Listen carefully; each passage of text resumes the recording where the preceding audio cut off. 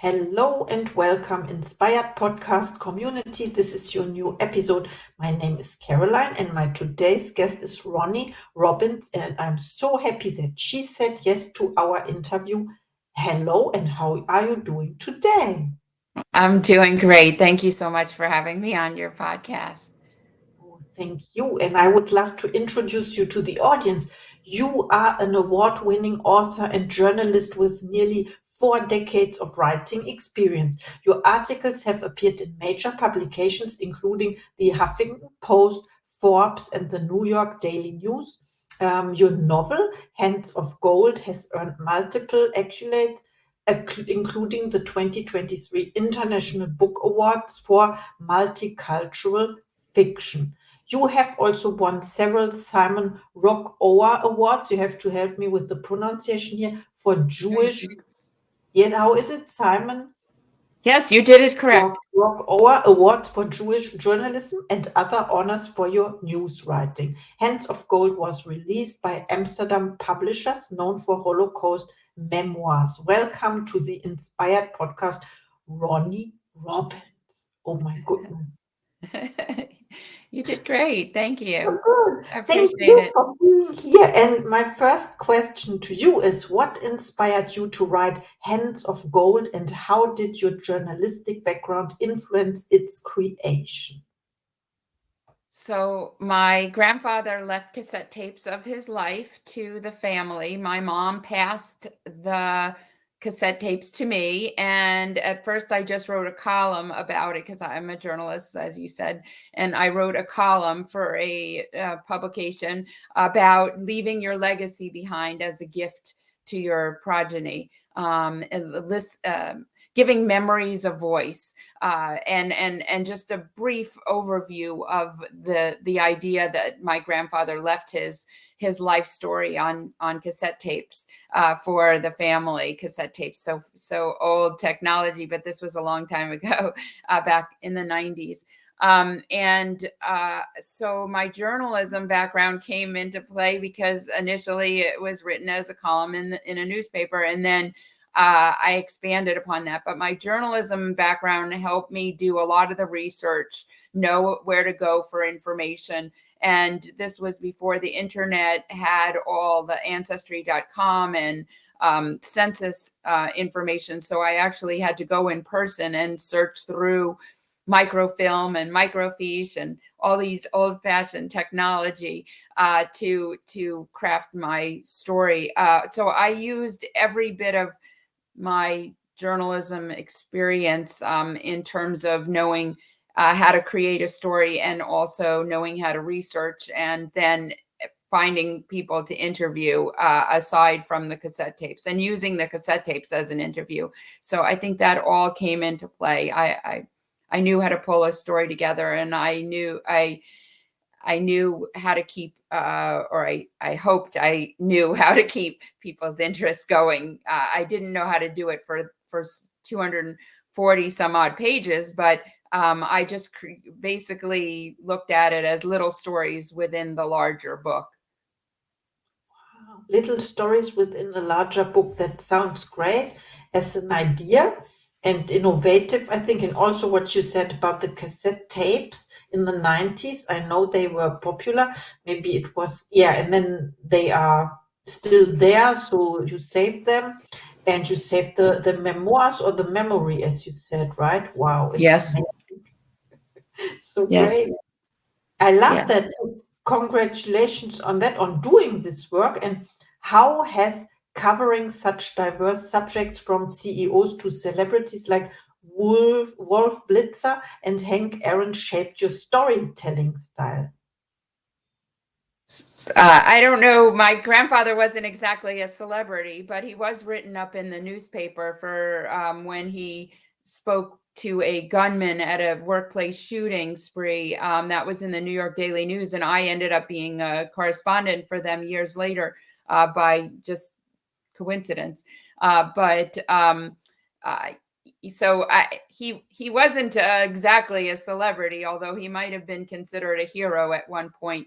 But whether they're celebrities or they're everyday heroes, everyone has the capacity to be recognized. So I don't think I treat any of my subjects any different if they were a celebrity or not. In fact, it's I get more nervous interviewing celebrities than I would regular people, people who don't have that celebrity. But I think the same skills that I use to interview anyone is the same across the board. Or anytime I write a story, you have to treat everyone like they're a celebrity, or they might be anyway. If you put them in the paper, they might become one. So you never know. So I don't know that it makes a difference whether you're a celebrity or not. You can still have an amazing story to share. Yes, thank you so much for sharing. I didn't know this, and I realized when you tell us now you were interviewing so many people, then isn't it strange that now you are the interview guest? It is. The tables are turned on me, and Mm. I think I'm better hiding behind the computer screen and writing my stories than I am appearing live.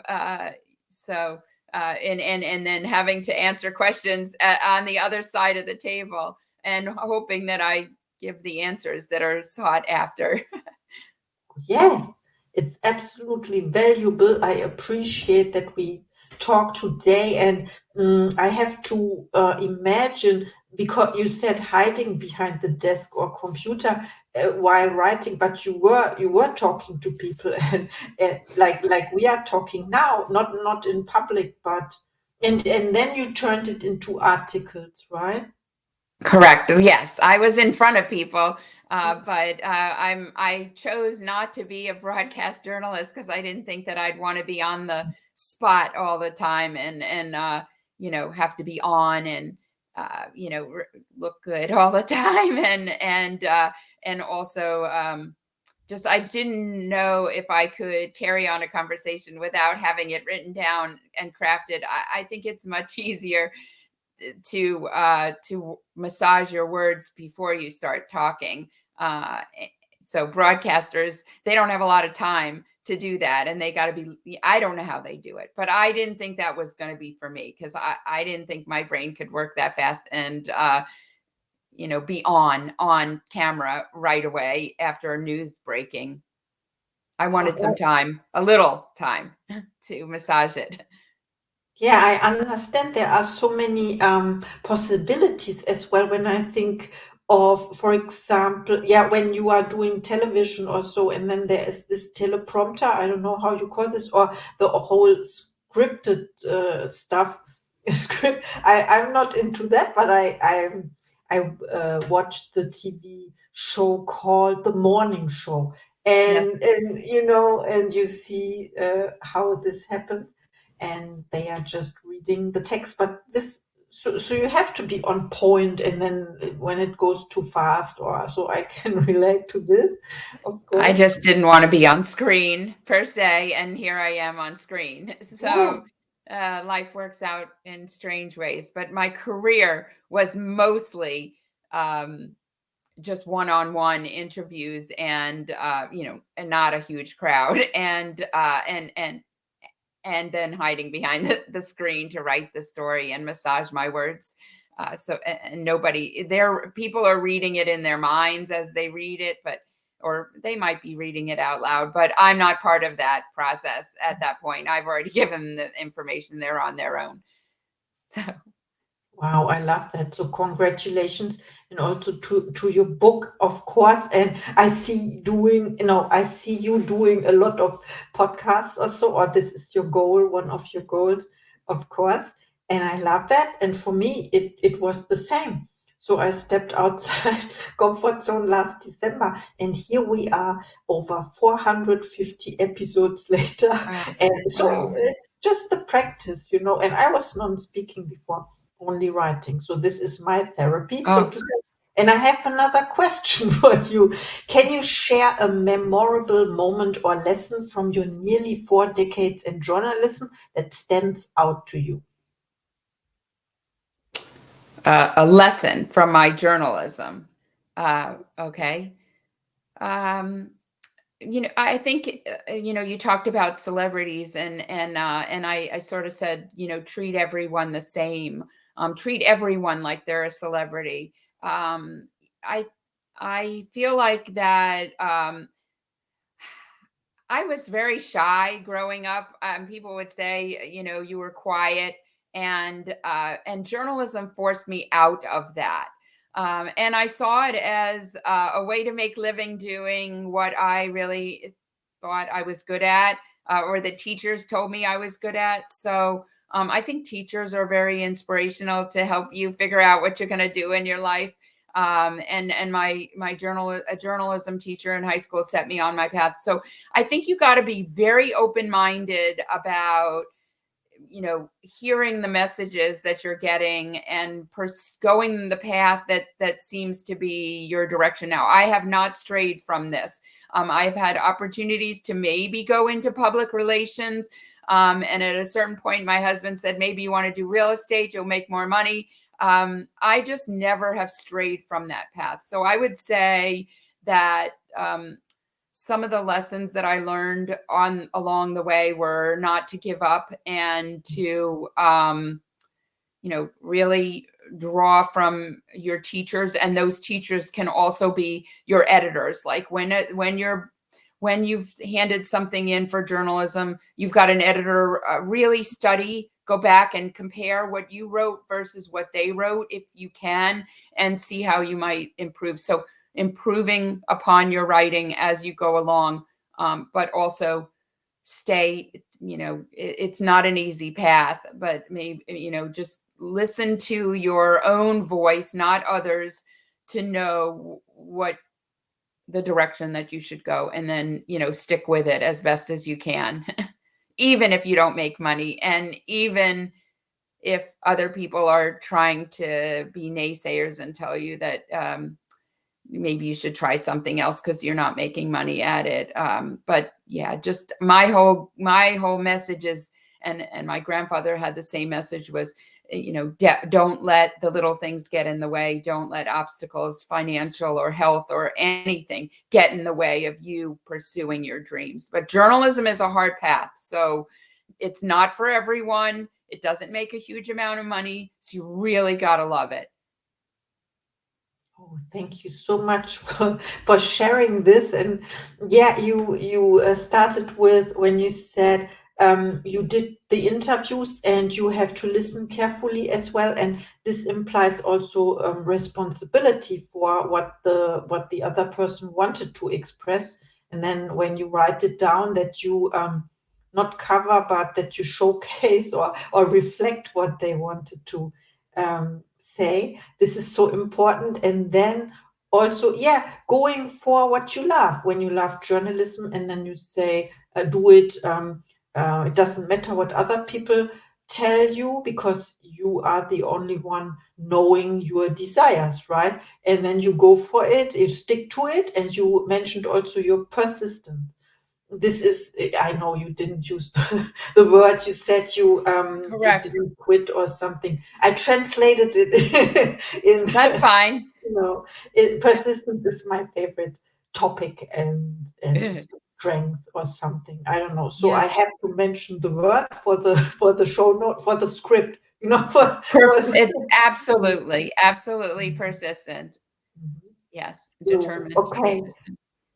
then we stick to the goal but not to the plan. What are your plans for the future? And what is one of your next projects? So right now I'm still freelancing for 2 publications. I'm a healthcare reporter, for a freelancer for the Atlanta Journal-Constitution and Medscape WebMD. I also, where Medscape was where I was an editor up until about a year ago, because journalists get downsized and newspapers need to figure out how to make money. So anyway, I got downsized, and I found my way back, because now I'm freelancing for the same publication and also for another one. But my goal is to write another book. I already started. My dad passed away in March. So I started writing his story. He was a blacksmith. My brother does the business now, but he created things, ironwork, and so I grew up with this. He started in our garage, a garage business that you hear about. Some big computer companies start out in a garage. Big bands start out in a garage. So he started in our garage and then built it into a much larger company with business all over the world, and a big operation, a big shop.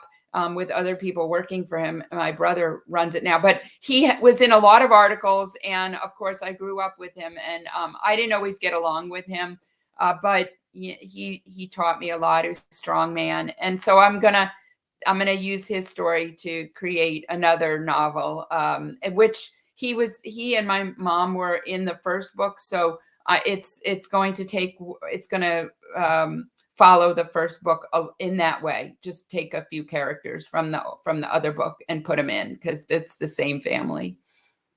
I love that. And I would like to know, when are you going to write a book about your story, about yourself? I don't know. I don't know that I'm as interesting as they were. I don't know if I'm going to write my own story, but I feel like I want to give memories of voice to those that have passed away, and also I think they have interesting stories that others might be able to relate to. My grandfather's story, a lot of people can relate to it because it was back in history, and he's immigrant, and the struggles of an immigrant, and to deal with what they had to go through at that time, coming from Europe to America, and some of the issues that we're still dealing with today. I didn't know that we'd be dealing with them so much today, but we are, in terms of wars and discrimination still exist in the world, and also healthcare issues. So, my grandfather had TB, and we have the pandemic and other respiratory illnesses, RSV. So these things have come full circle. So that's my plan, is to write my dad's story next. I seem to like to have strong male characters, strong, interesting, quirky, non-traditional male characters. So we'll see what comes of that, but that's the goal.